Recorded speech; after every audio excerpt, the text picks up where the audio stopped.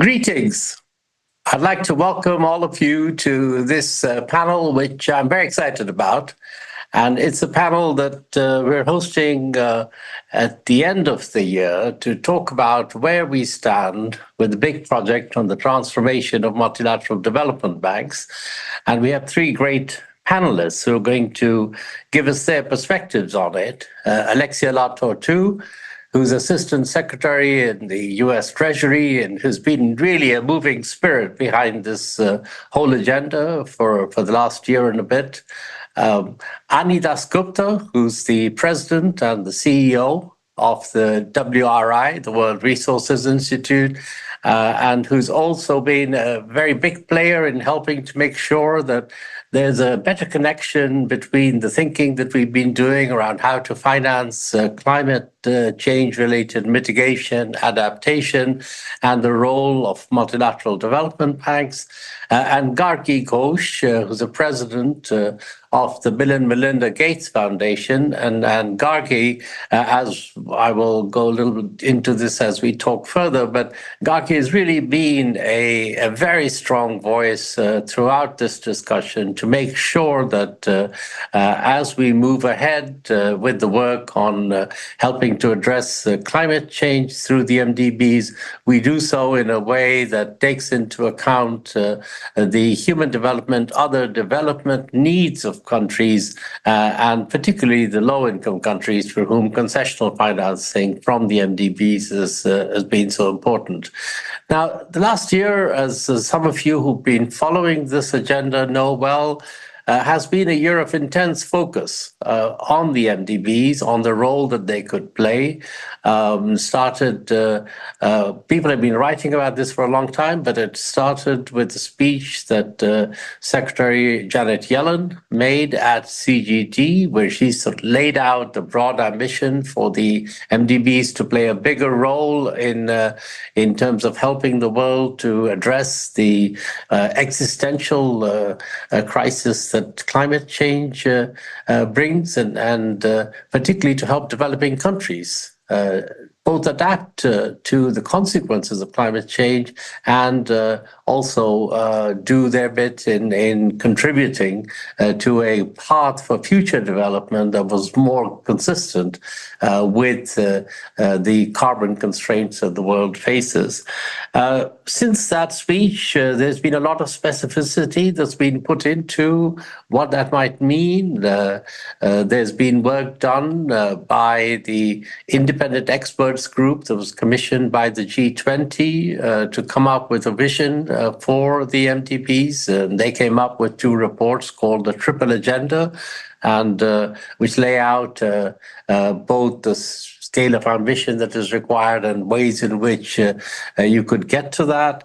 There's also been work done in many official and non-official circles thinking about these issues. The MDBs themselves, the leadership of the multilateral development banks has come forward and embraced that agenda.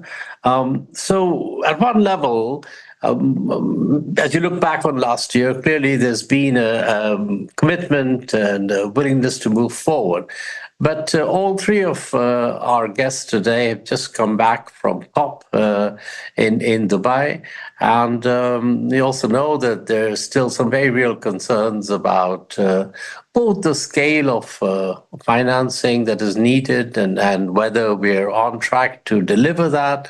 And also whether the agreements that have been reached at COP really give us a firm timeline and a plan that will give us assurance that the world is on track to meet the objectives that we've set for ourselves to reach net zero by the middle of this century. So I want to really start off with a fairly general question to each of my panelists. And it's a question which says that as you look back on last year, as you think where we are now, what is it that makes you feel most optimistic and pleased about where we've got to? And What is it that still worries you particularly in terms of moving forward? And I'm going to ask each of you to sort of give us your take on that. Then we can go a little bit deeper into some of the more specific areas, if you like. So with that, if I might turn to you, Alexia, first for your take on this. Then I'll come to Ani, and then I'll come to Gargi after that. So Alexia, over to you. Thank you so much, Masood. It's great to be on this panel with people I respect so much on a topic that is so important to us here at the Treasury Department. Yes, it's been quite a year, as you mentioned, since Secretary Yellen's speech. And I think what makes me the most optimistic is just how central the question of evolution and reform of the multilateral development banks has become. That was evident during the Development Committee meetings in Marrakech for the World Bank annual meetings. It is evident in the fact that all the regional development banks, through their strategy processes as part of the negotiations for capital increases at the EBRD and IDB, for example, evolution is at the heart of what they're talking about. And by the way, it's not just the MDBs. I think you alluded to this, Masood. Think tanks like yourselves, academic CSOs are all contributing their views and their thoughts about how to make the MDB evolution agenda as specific as possible. I would like to take this opportunity to say that this push for evolution comes from a place of valuing and respecting and recognizing the absolute critical role that the development banks have. So when we push, it is out of love. I think it's important to say that. And to those MDB staffers who still have fire in their belly and that are appalled by inequality, but also motivated by the possibilities of giving a better life to everybody, I say thank you. Now, this centrality has already translated into tangible results, and I think it's important to underscore that. For example, you mentioned we're just back from COP. The World Bank, as many of you will know, has actually updated its mission statement to talk about creating a world free of poverty on a livable planet. So absolutely recognizing that we cannot talk about human development, we cannot talk about poverty reduction, we cannot talk about inclusive growth without understanding the ravages that climate is imposing on so many countries, the low-income countries first and foremost, and that without addressing the impacts of climate, we will not have sustained progress on development. So that is a tangible and really important piece, and from that vision needs to flow through the operational model right to the corporate scorecard that actually measures results, a certain logic. There's been a lot of tangible progress on some of the financial capacity elements of MDB evolution. $200 billion across the MDB system unlocked over the next 10 years that can be put to use now. This is real money, not promised money. For IDA, just IDA itself, $12 billion unlocked through measures to responsibly stretch the balance sheet.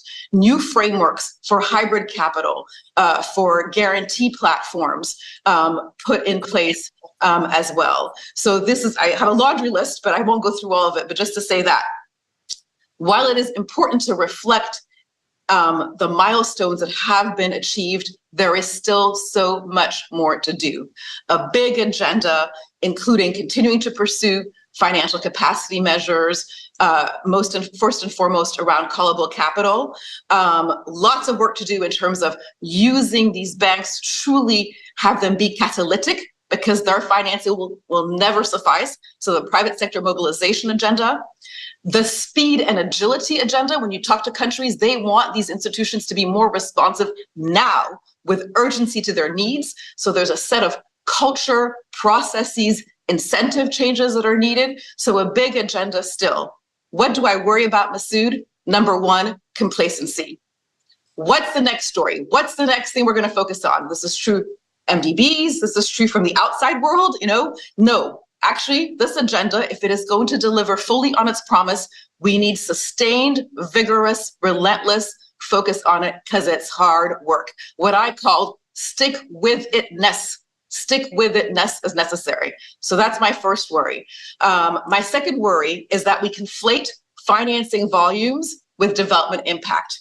As the G20 said, we need better, more effective, and bigger banks. And actually, all three need to work together. And so as we look at stretching the balance sheets, we need to make sure that money actually goes through a system that can deliver real development impact for people and for economies. So that's my second worry. My third worry, I'll close on that. My third worry, yes. I'll close on my third worry, which is, we can't get away from the fact that to address global challenges like climate, countries need to make the right, often difficult, policy choices.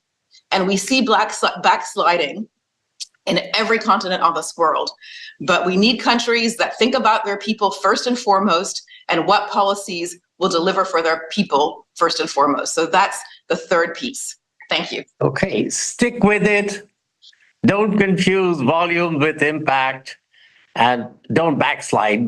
Stick with it on the right policies as well, if you like. All right, great. Thank you. Ali, can I turn to you? What are you feeling good about, and where are you worrying at the end of this? I'm still recovering from Dubai, so forgive me for my voice. I think, as Alexia said, this is for finance, just finance itself. It's been quite a year. There's no question about it. For where I sit, this transition I'm talking right now only of developing countries that they face to become low carbon, nature positive. That transition just will not happen if the finance is not there, and all of us recognize that. And that recognition is common. So that is a very positive thing. So every discussion, I must say, in COP and other fora, the financing and the getting finance right, getting the finance architecture right, is a common discussion, which wasn't the case even 2 years back. So this is a big change of where we are. I think you said it, Masood, and so did Alexia, the MDBs heads. We have a few new heads now, that they are committed.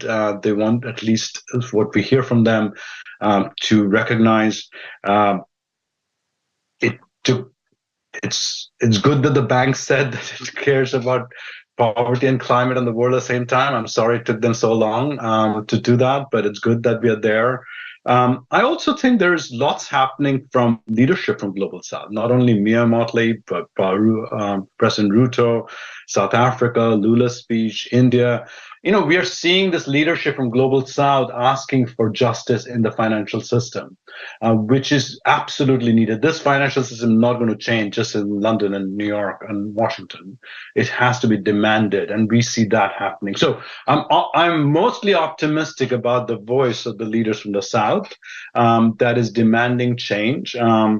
And I won't repeat what Alexia said. And Alexia must have had a lot to do with the Secretary Yellen's speech, I must say. You didn't acknowledge that the famous speech you referred to that brought this. Alexia is not nodding. I'm guessing. Let me just focus on a few things I'm concerned about. I agree with all the things Alexia said that is good about. The things that I'm concerned about in the bank, the $200 million that Alexia just mentioned, which is about $20 million a year, I think, the gap that all of us kind of acknowledge is about $1.4 trillion. There's no perfect number. That's the number most of us kind of work with. For us to get to anywhere near that, it's not just the volume of MDBs money can meet that gap. We all know that. So the question is, how would the MDB dollar, I worked at the bank, World Bank, so let's take that for example, which lends about $90 billion a year. This is the most thoughtful capital in the world. Among all the capital in the world, this is the most thoughtful capital. So how will that capital leverage the next billion is the question. So I see discussion on increasing volume of MDB, but I'm not convinced yet the leverage question is being adequately addressed, that the business of the banks have to change. And this is no indication yet that I see that is being taken seriously. That's number one. The second, this would be bread and butter for MDBs, and you and I have talked about it. This is a massive economic transition for most countries. Exactly in 1960s, when people moved from a kind of a state economy to market economy, that level of transition to protect the economy from climate impacts. IPCC say climate impact is going to be $500 billion by end of 6 years from now. $500 billion is double of all public transfer that takes place between rich countries and poor countries, double of that. So how do you protect the economy? How do you grow your economy in a green way? These economic transition, this is what the banks was set up for. And I'm concerned that that's not what we're seeing right now. Debt is a huge issue that came up over and over again, will keep coming up. The 54 country plus that is indebted, as Seaver said. So which means something we haven't discussed yet is higher level of capital from G7 plus countries, concessional capital, which is what countries want and look for this transition. This is a big concern I think everyone has. Next year would be the year for thinking about financing differently for climate. And the final thing is, ultimately private capital has to flow. We saw a lot of private capital people who represent private capital at COP, lots. And there are many different things were discussed, but the real fact is, Masood, that actual private capital flow, if you take India and China outside the box, there is actually very, very little of private capital flow at this. Many promises, many mechanisms, but so far we haven't seen. So we have to see how MDBs can actually leverage that to start the process. I don't think MDBs alone can do it. Back to you, Masood. Thank you so much, Ani. So, your first and last points kind of two sides of the same coin in a way, leveraging and private capital actually flowing rather than lots of hype around it. And then the whole discussion around adaptation, which we might go a little deeper into, come back on that a bit. And then this point about debt that you've raised, which I think really is central. And again, we'll come back to that. Gargi, your take on all of this, please. What are you feeling good about? What are you worrying about? Thanks, Masood. I am thrilled to hear Alexia and Ani are worried about some of the things. I am too. That makes me feel better about the ability to make progress.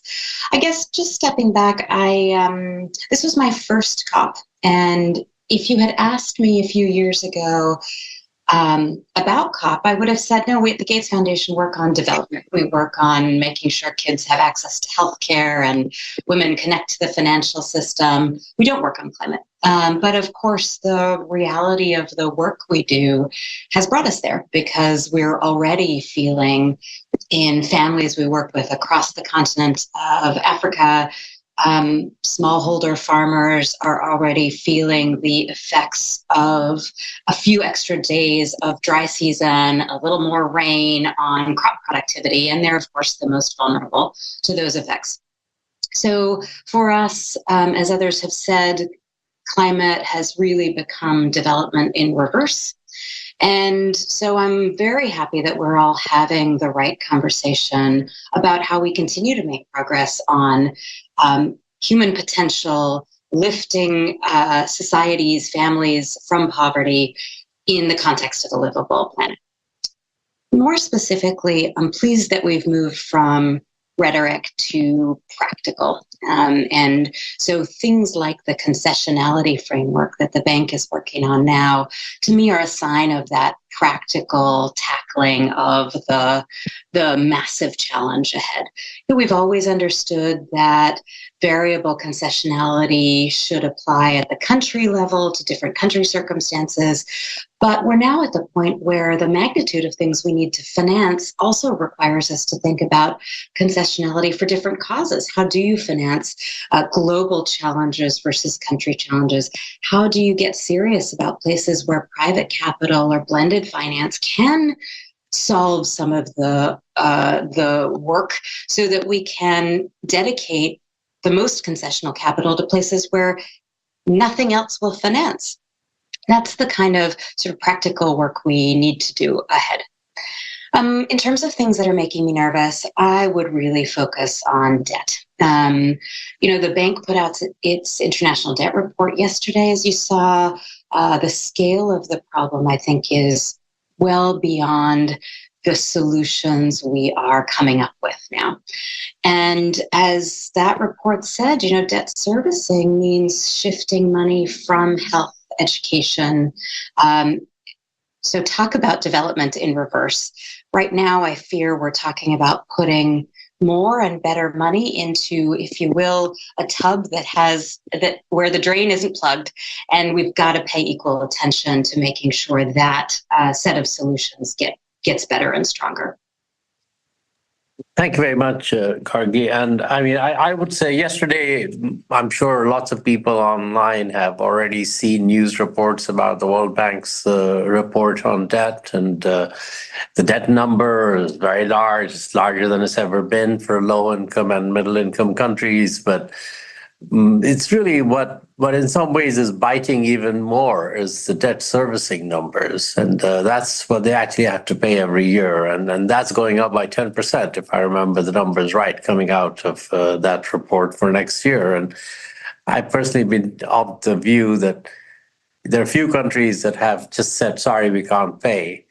But there's many more who are continuing to service their debt at the expense of their children. They're not investing in education, they're not investing in health, because it's actually harder to stop paying your creditors than to stop caring for your next generation. And we're gonna see a development price for all this down the road. And I do agree with you, and we'll come back a bit to that. Let me come back to Alexia, if I may. And Alexia, you've been a big voice in not just in laying out the agenda, but in trying to build consensus amongst the shareholders of these institutions around that agenda.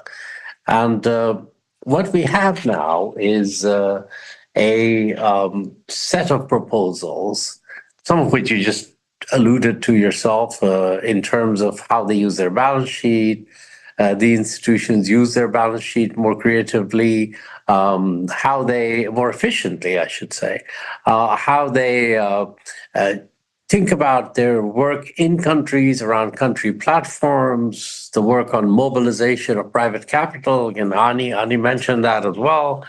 So I guess my question to you is today, a year or so after you and others embarked on this, do you think that how broad a consensus among shareholders is there now?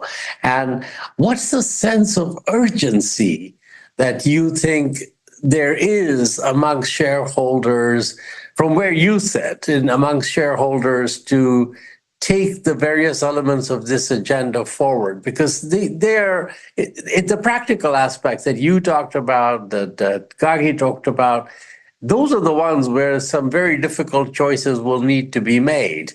Not at the policy level, the high level. We're going to get into now making some of these choices. How do we do preferencing? What does that mean? How do we do concessionality? How much of a consensus do you think there is and the sense of urgency? Masood, I think we've come a really long way. And I think what Ani said about the voices from emerging markets and developing countries is a critical piece of why the agenda is so central. So I think there was, movements from different directions that led us to where we are, and the President Rutos, the Prime Minister Mottley's, and so many more. And in so many of our Treasury meetings with finance ministers now are saying, I remember distinctly one in Marrakech, I won't name the country, said, we were about to move on to the next topic. He said, wait a second. I want to talk about, evolution, and here are my two things that I really want from it. So I think and I've always said that evolution was as much about shareholders as it was about the institutions and building that consensus. So I think we've come a really long way. And I think the urgency is super high, and particularly around some of the issues that you just mentioned in your question. So around private sector mobilization, Annie was very eloquent on this. Every single country realizes that they're not going to deliver on their aspirations with public financing. And countries are increasingly vocal, whether it's at the Africa Leaders Summit or in the Nairobi Climate Summit, about we need the private sector to get there. The private sector is not the panacea for everything, because you need a strong public sector to have a strong private sector. I fundamentally believe that. But there's absolute consensus around the banks need to change their culture so they don't think of deployment of their capital as their raison d'etre, but actually how can they be catalytic players to bring in other sources of financing, even when the macro trends, Annie made the point, is such that we see money flowing away from emerging markets more than going into markets. What are the instruments? What is the use of guarantees, political risk insurance, et cetera? But it's really a mindset issue, I would say, first and foremost. Then the instruments will flow. The policy work will flow as well. So the work on securitization is really important. The work that the IDB Invest is doing on originate to share models, where the MDBs don't hold on to assets for the full life of investment, but actually bring in the private sector as early as they can, and the return on investment is such that the private sector is important. There's a huge consensus across all shareholders on that agenda. You mentioned country platforms, right? The idea that because of the scale of the needs and the urgency of the moment, piecemeal little projects will not get us there. And so how do we create based on country ambition with country ownership, these country platforms that align all sources of financing, multilateral, bilateral, private sector, philanthropists, looking at Gargi, to align that to country ambition and reforms. The Just Energy Transition Partnerships is one such model. The work Egypt has done around the nexus on food, water, and energy is another. The MDBs have been working on climate and development country platform models, and I hope that we can come to the spring meetings with that model sort of better defined and pilot countries identified. Huge consensus around that as well. And then on some of the technical details, we're not there yet, Masood. I don't want to be only rose glasses here.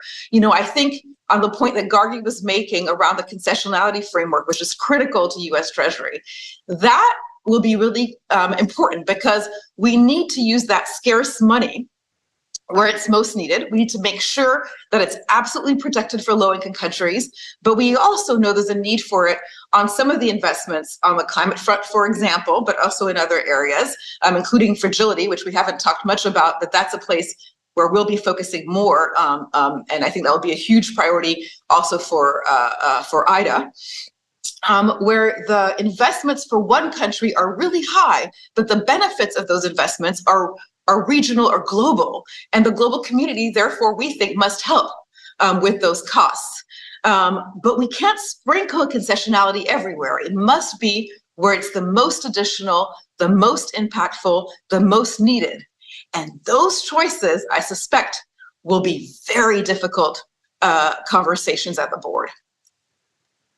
I'm sure they will. As we move forward, as you say, Ani, I'm going to ask you the same point, but in a different context, which is, you know, you were at COP along with both Alexia and Gargi, but you've been following this sort of roller coaster of what will the COP declaration end up saying about the phasing out of fossil fuels. At one point, it looked like they were going to say nothing, and then it looked like they were going to say something, and finally, it sort of ended up with some language which does call for transitioning away from fossil fuels and energy systems in a just, orderly, and equitable manner. And I've seen all manner of commentary on this. Ranging from people saying, you know, one end of the spectrum is a complete breakthrough. This is wonderful, first time that we've ever actually said this in a COP, and all the way to the other end where people are saying yes, but you know, there's no timeline. There's no. At the end of the day, what does this actually do to accelerate our transition to 1.5 degrees? And so I want to get a little bit your sense on it. And I know you called it the beginning of the end of the fossil fuel era, and I was saying that's a very Churchillian language, but it's sort of, you know, where does that place you on the spectrum? Where should we be thinking about it? And I kind of linked question to this. You know, there's one set of people who are very worried about this are thinking, this doesn't go far enough, fast enough. And then there's also a whole set of countries who are saying, you know, hold on, we're way short of the level of energy that we need, and we're going to be needing more energy to be able to meet our development and growth needs. And does this mean that we're now going to have to do this without fossil fuels at all? So how would you respond to them? So I hope I have the rest of the time to just answer that question. Masood, that's a very, very good, but it requires justice to answer that. So I will try to be quick. I do think this COP, many things happened that were positive, not just the fossil fuel discussion. There's the loss and damage discussion was very positive the first day. There was the first time in the food declaration, 150 countries came together. Health ministers were there for the first time, and cities. So all this happened in the first few days, and then in the middle, the actual negotiation started, which kind of focused around the language on fossil fuel. In the end, you're right. I think we should all celebrate that there was language in that. And even in Paris, the celebrated COP in Paris did not have any fossil fuel language. Only in Glasgow, for the first time, we actually had any fossil fuel language. And this is important. I'm sure people who are not familiar with COP, they would say, what the heck are you guys doing just worrying about this word, that word? What does it mean? In a way, it means a lot that it was agreed. COP is a consensus document of all 198 countries. Any one country can actually stop something from happening. If you think about that for a minute, you'll see how immensely difficult it is to get any major progress in that. I think we have to realize the fossil fuel industry, and I've recently written about it, is a massively important, politically powerful part of the economy. 75% of energy today comes from fossil fuel. There are multiple countries whose income is dependent on it. And they have very successfully argued that you can't get off fossil fuel because of energy security issues, which is, I don't think it's true, that you can't actually provide enough renewable energy. That is, without fossil fuel, that you can't meet demand. That is also not true. There's $1 trillion of subsidies in fossil fuel today, $1.4 trillion actually. If that could be moved to a different thing. So, there are these very strong myths why we can't get away from fossil fuel. So it has to be seen in that context of this achievement of bringing consensus. Saudi Arabia historically has been very much against any language. And some of us argued that only UAE, with their close relation with Saudi Arabia, could get something like a consensus like this out, and which is exactly what has happened. But at the same time, Masood, this is not a binding agreement. This particular thing is not a binding. It does not provide any country-specific goals till 2030. By 2030, the world has to reduce 15 gigatons of emission from fossil fuel. The world produces about 37 gigatons of emission from fossil fuels today. There is no binding constraint here that will force countries to change path towards it. It is an overall consensus. It depends on what happens next. How does this convert to 2 years from now? All the countries are supposed to come to Belém in Brazil with the new NDC, the new commitment to change. And we have to see what happens there. There is a momentum there that's positive that all of us should actually focus on and kind of build on and get accountability. My hope is organizations like mine and others would take the global stocktake and break it down into country-level goals so that we can hold specific countries accountable to the ambition they're committed to. I think this is progress, Masood, but ultimate progress has to be, actually moving out of fossil fuel. No, thank you very much, Ani. As you say, it's better that it would have been a disaster, I think, after all the discussions to have had nothing to say about this. I think people would have seen that as failure. This certainly gets you onto the right track. Now, how far it will go and how fast people will move is yet to be seen. We should have a separate panel at some point, whether the process for getting agreements of this nature with between 80 and 100,000 people assembling in one place, and as you said, where every country has in some sense, the veto on these agreements is itself something that is sustainable going forward, given the urgency and of the emergency that we face. But that's a whole different conversation. I'll leave that for later. I might come to Gargi at this point. Gargi, well, you touched on this point, or you raised it, this issue of debt. And of course, going forward, there's an agenda which is what can be done to deal with the debt issue. And there's a lot of discussions that are happening. Some of them are discussions about making marginal changes to the existing approach.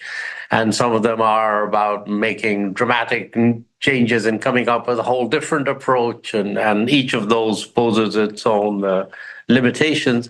But there's also another side of this, which is, well, just the amount of new concessional money that we can actually provide to low-income countries. And I'm very conscious of the fact that this year is going to be a real test of that, because we do have IDA, the World Bank's concessional lending arm, coming up with a replenishment at the end of the year. And IDA, while the headline numbers on previous replenishments of IDA, which happen every 3 years or so, as you know, have all shown increases one after the other. This has really only come about because IDA has been able to use the reflows from previous loans and by borrowing in the market. The contributions that donors actually make to IDA have stayed flat, and in fact, in real terms, have come down. And they're about $8 billion a year, which is not a huge amount of money. Having said that, I know that there's any number of people who are approaching the same set of donors for contributions this year. And I wanted to get a little bit your take on how, from where you sit, do you think we can make the most compelling case for concessional financing as part of the broader package of reaching anything like the kinds of goals that we've set for ourselves collectively, both on development and now on climate adaptation, the cost of which will mostly be borne by many of the low-income countries, and where financing from the private sector is going to be much harder to mobilize, both for adaptation and for that same set of countries. So in the end, we're going to have to rely on official financing, and that official financing will need to be on concessional terms to be consistent with their ability to repay it. I want to get a little bit, how do you see the best way to make this progress on this agenda? Masood, let me start with a point you touched on just now, which is I think we are absolutely in a place where we need to remake the case for international assistance, international cooperation, you could even say, but certainly the case for development cooperation needs to be remade in capitals across the world, because we're seeing that more divisive domestic politics are resulting in aid and development assistance being a victim.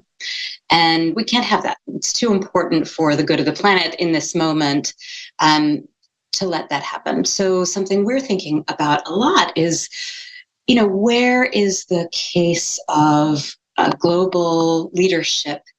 Where and how do we remake that case? If you look back at the history of aid, there have been moments when geopolitics has been the kind of the case to make. There has been an era where collective growth and future markets has been what's motivated development assistance. It's all of that now, right? But we need to actively be talking in all of the donor capitals about why this is a moment for global leadership.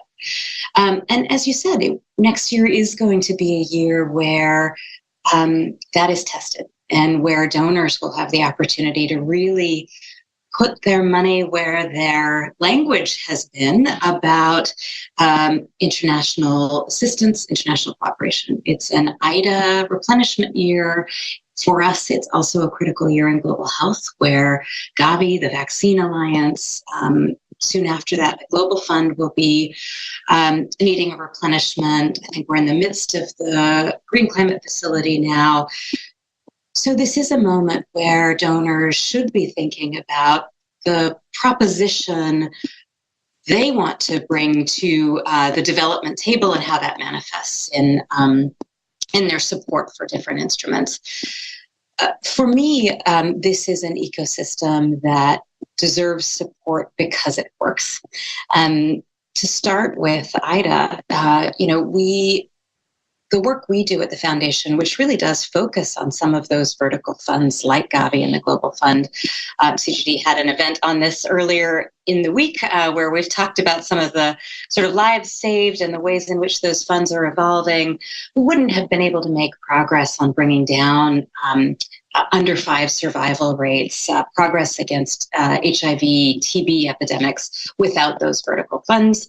At the same time, they all stand on the shoulders of the bread and butter development work that only IDA can do in cooperation with countries. And that's been critical over decades, whether you think of that in terms of roads or health systems built or public financial management systems put in place. That progress is essential to everything we're talking about now in climate and development. So, I hope donors will remember to fund what works, what's proven to work, where they can get leverage, but also going back to where Alexia started, where they see development impact. And that is a proposition we will all need to link arms and double down on. Thanks, Gargi. I think the point you just made, which actually also Alexia made one similar point earlier, which is concessional financing has been and is probably the one resource form that is in shortest supply in relation to demand. And no matter how optimistic we are in our planning for how it could grow, it's still going to be way short of what is going to be needed for a few years at least. And therefore, any money we spend, which is grant money, has to meet a really high bar in terms of impact, effectiveness, and also being used to do things that can't be done in other ways. And I do feel that the shadow price of concessional money, if you like, what is the trade-off that we're making with every dollar we spend of concessional money, if that could be used, done with in other ways, we have to do it the other ways first. And sprinkling concessional money around or allocating concessional money in ways that aren't very high payoff actually has a huge cost, because there's so much of very high payoff investments and financing that's not being done because of the shortage. So I think that's a really important point. We have to fund what works and what really only works with concessional financing. I think that's really important. Maybe I'll stay with you, Gargi, for the final round and ask you, since you mentioned that the Gates Foundation works with the multilateral development banks, and I mean you've got lots of partnerships with them, you've got trust funds with them, but as they've been talking about this change in their model, including their financing model, where they're going to set up sort of mechanisms to receive guarantees and what they call hybrid capital, which is sort of long-term loans that can serve as quasi-equity, and that these don't have to always come from shareholders. So there's discussion about opening them up to other sources. Are you at the foundation sort of thinking actively about ways in which your ways of interacting with the multilateral development banks may change as a result of this evolution? And are you therefore a player in pushing into the evolution discussion to say, look, if you do these things, here's some opportunities you could exploit? We talk about ourselves as not a shareholder, but a stakeholder. And we are a stakeholder super interested in the success of the bank's ability to finance development for many years to come. So the short answer is yes. Let me give you an example of the kind of thing we're talking about. So, we think of our resources at the foundation as not sort of perfectly interchangeable with public development finance, but we tend to think about more, what are the unique things we can do? What do we need? What can only public finance at the scale the bank can offer do? And so that leads us to focus a lot upstream at the innovation part of a pipeline, whether that's seeds that are more resilient to drought or flood, whether that's developing new vaccines or new know-how in kind of organizing a primary healthcare system. The bank is the kind of partner we need to effectively scale those innovations because they've got people, TA, scale of resources that we will not have. And so one of the things we're really excited about in the evolution is how do we increase our development impact by making that partnership work even better than it does today. If you think about a new area the bank is getting into, digital public infrastructure, digital public ID systems, I agree that is going to be a critical part of the new infrastructure of growth and development. We've been partnering with countries like India for many years on the development of public infrastructure that is at a point now where it can be adapted, scaled, distributed widely. And so how the bank sets up that new digital public infrastructure function is something we're watching closely and with great enthusiasm. Same in a much older space like maternal health, where we've been stuck on progress. We are really excited about a suite of very simple tools now that can make a difference in maternal health in low-income country settings. But we're going to need to partner effectively to get that out in dozens of countries, make that accessible, incorporate that into healthcare systems that are stressed now, as we talked about, financially and otherwise.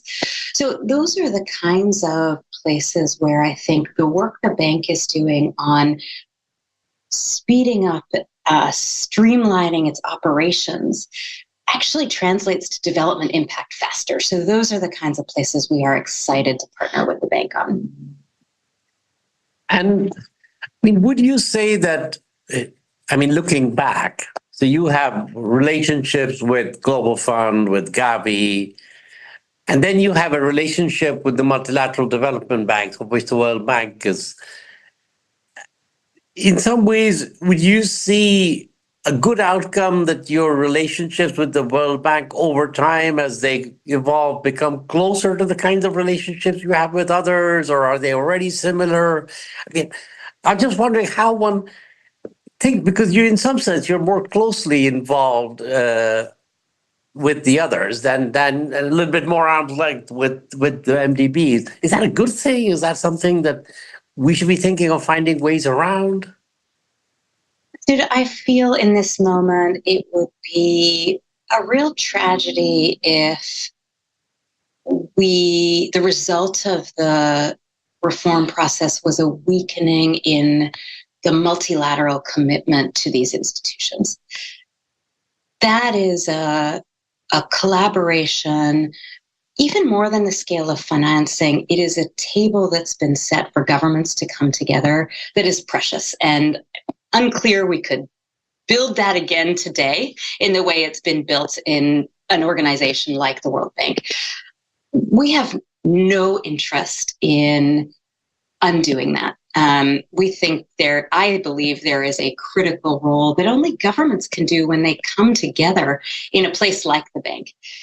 That sits alongside and needs to partner with all stakeholder organizations like Gavi or the Global Fund. There are plenty of others like it. That system works super well. But I wouldn't want the success of a Gavi to somehow be perceived to say, well, the future of the bank is more like a like Agave. The bank is a unique institution that needs to exist as a partnership of governments, and I feel very strongly about that. Great. Thank you. Ani, can I turn to you next, please? And I want to come back to the point you raised about adaptation financing. So there were some messages coming out of COP where all the MDBs said they'd be doing a bit more on adaptation. And as they scaled up their climate financing, they wanted to more adaptation as well as more mitigation. But the numbers on adaptation, I think you and others have put out, or some 350 odd billion a year is what we need in adaptation financing. And I'm not even sure that adaptation financing includes all the costs that are associated with just making every bit of development more resilient to changes in climate. If you build school buildings in Africa that were originally designed for 35-degree summers, and now we're going to be faced with 45-degree summers, is the extra cost of those school buildings counted as adaptation or just as a higher cost of building schools? I mean, I think all that is yet to be sorted out. But however we calculate it, we're going to be way short of what is needed for the countries that are going to be most impacted by climate change to cope with it. And this is also where many people, including myself, think that the private sector may do bits of it, but much of it is standard public financing that'll have to be done. And in many cases, it'll have to be also done in ways that are concessional for countries for whom the other financing is concessional. What is your take on how well we're doing in this side of the conversation about financing for climate change related impact management, adaptation? And do you think that as we go forward, should we be focusing a lot on trying to get private money for this, or should we basically recognize that that's not where this is going to end up, and make this a much bigger part of what the official financing is all about, and sort of say to those agencies that they should be thinking about this as their primary goal? You've thought a lot about this, and I just want to get like 5 minutes download from you on where you think how we should think about taking this forward.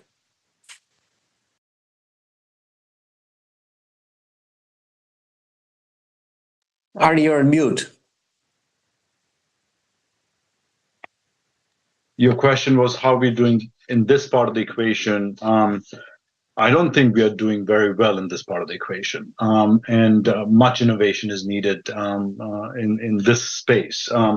Just few thoughts from my side. I personally, just to build on what Gargi was saying, I for a long time have thought that the development investment and climate investment, these two separate buckets, does not make any sense to me. I think most development investment. So when the World Bank says, 36%, or now actually they said 45%, so I'm not sure how they're counting, but that percentage of our investment is climate centric. I don't know why all 80 billion is not climate centric. So because protecting, providing electricity or to a healthcare facility that doesn't have electricity or road access, these could all be protected. So that's one thing. I think that this how we counting, how we are looking at it needs to change. I also think some of these investments are very difficult to finance, which if not public. Some of them, not all of them. You said earlier that concessional capital from rich countries are the most scarce. It is most scarce right now. It's actually going down, as you know, for many various reasons of what's happening in the world. To be honest with you, Masood, I don't actually see the transition to a different economy happening fast enough in time without higher level of concessional finance. And it might be politically impossible or difficult, but it is not going to add up as far as I can see. So the question is, what can we do right now?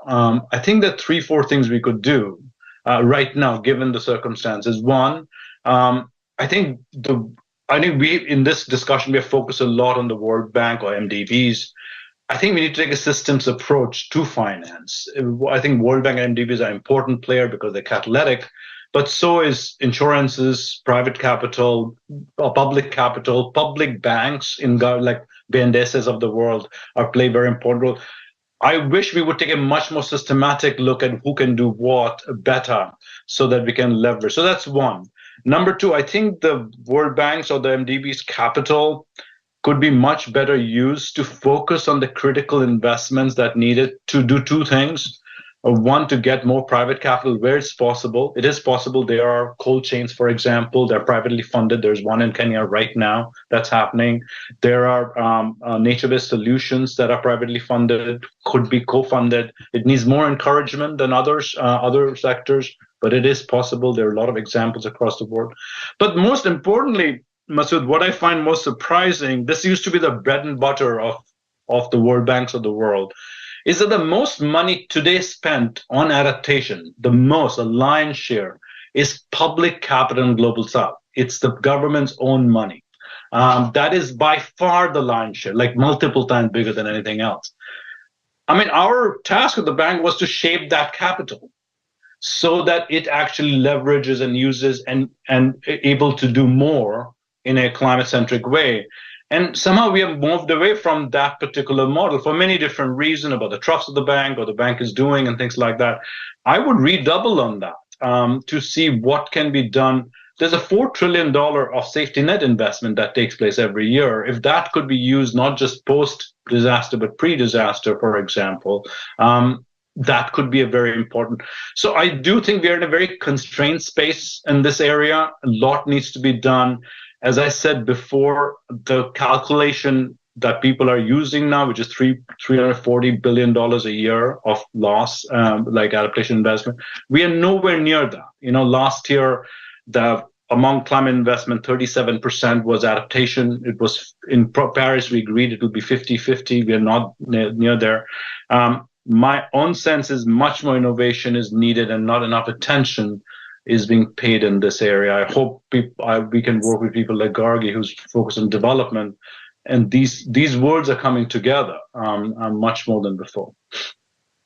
Thanks very much, Ani, and I mean, thanks for raising this point that at the end of the day, one of the big roles of the multilateral development banks has historically been helping to shape the public investment portfolio of countries through the work that they do on things like public investment reviews and public financial management. Because at the end of the day, it's not just for adaptation, but for everything.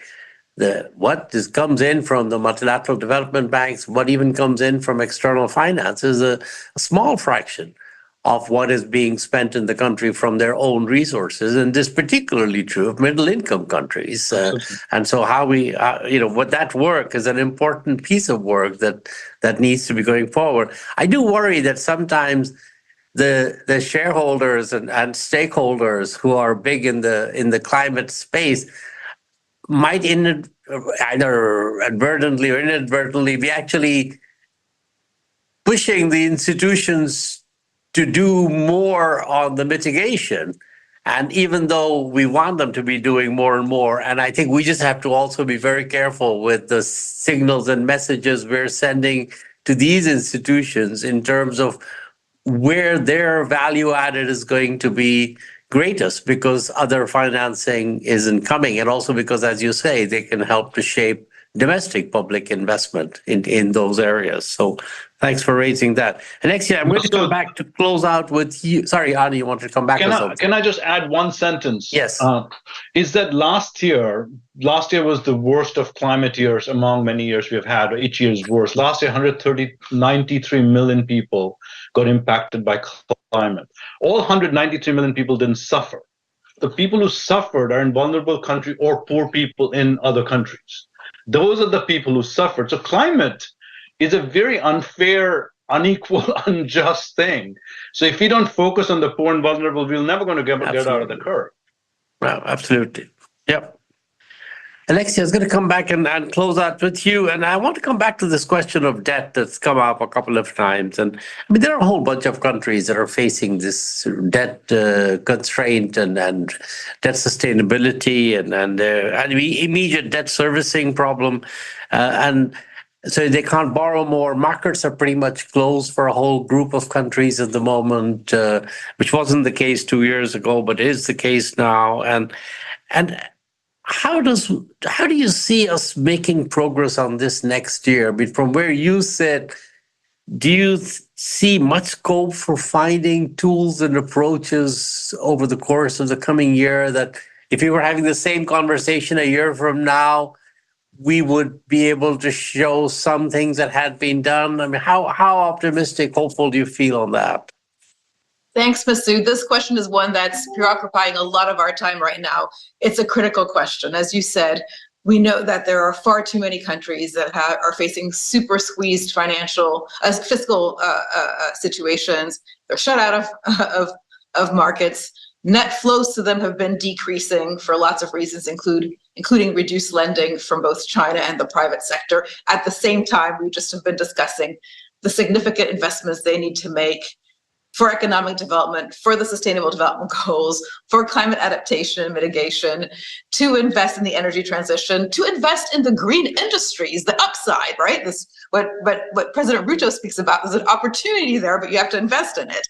And so absolutely, and of course, the countries that have the most debt vulnerabilities and that have the highest debt servicing obligations that you mentioned earlier on, Masood, are those that are, really facing a big paradox. So right now, and actually, the deputies are meeting in Brazil with the G20, we've been bringing to the table and discussing with the Brazilians, but also the rest of the G20 about what a creative yet pragmatic and near-term solution could be to this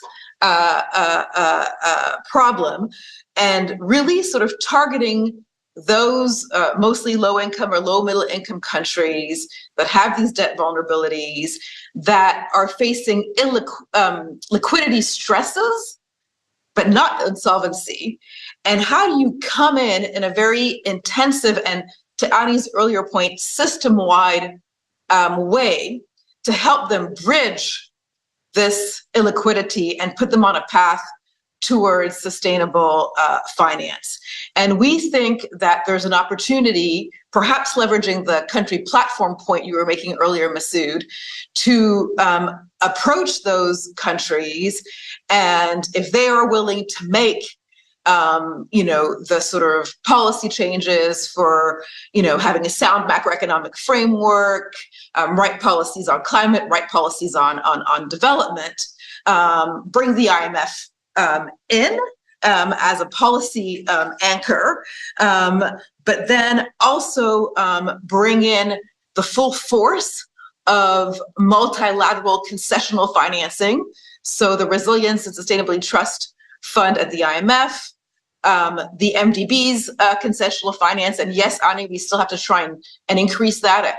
The US certainly is trying to do our part to boost concessional financing, for example, at the World Bank, through a contribution to guarantees that would unlock, $25 billion in new IBRD lending. So, but also the climate funds, we haven't spoken about them much. There's a lot of concessionality in the climate funds that can be used more strategically. So aligning that funding, aligning bilateral official concessional resources as well, grants, technical assistance, bringing in the private capital mobilization through guarantees, political risk insurance, having efforts to have positive flows from bilateral creditors, which could include via grants, debt service suspension, maybe participation in nature or climate linked bond exchanges. Reprofiling of debt should be on the table. And then bring in the private sector again, so whole system approach, private sector debt suspension and or bond exchanges with an NPV reduction combined perhaps with a MEGA guarantee. So literally aligning all these flows to a reform agenda for countries to catch them to catch them before they default.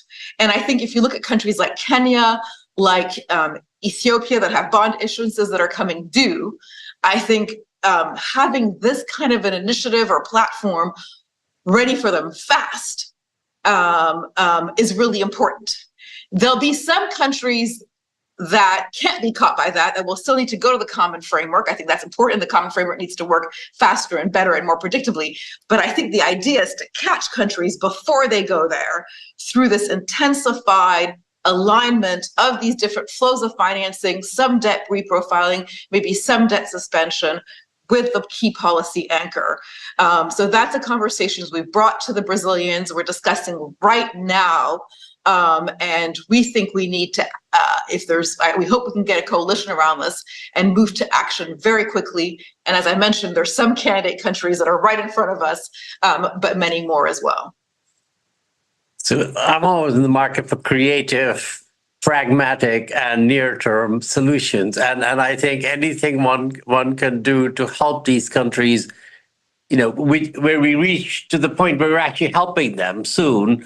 And I would say, as sort of where I said, an almost perfect or good enough framework that starts helping sooner is better than the one that ties every loose end, but will take about another couple of years to get agreement on, because in the meantime, the number of countries that just no longer can manage and then do end up in that sort of long and somewhat uncertain dark tunnel of the common framework process might become larger. So anything that comes out of that, maybe that's a topic for a discussion in February, where we will see where we are with that. But in the meantime, let me just thank all of you for your really insightful and I would say also very candid comments. So thank you for all of that. A big thank you also to my colleague Nancy Lee, who's been the brains behind organizing this whole session and this moving spirit. So thanks to Nancy, who is not online, not on the screen, but I know she's connected. And I wish you all a few days off, and we will reconnect soon. Thank you. Thank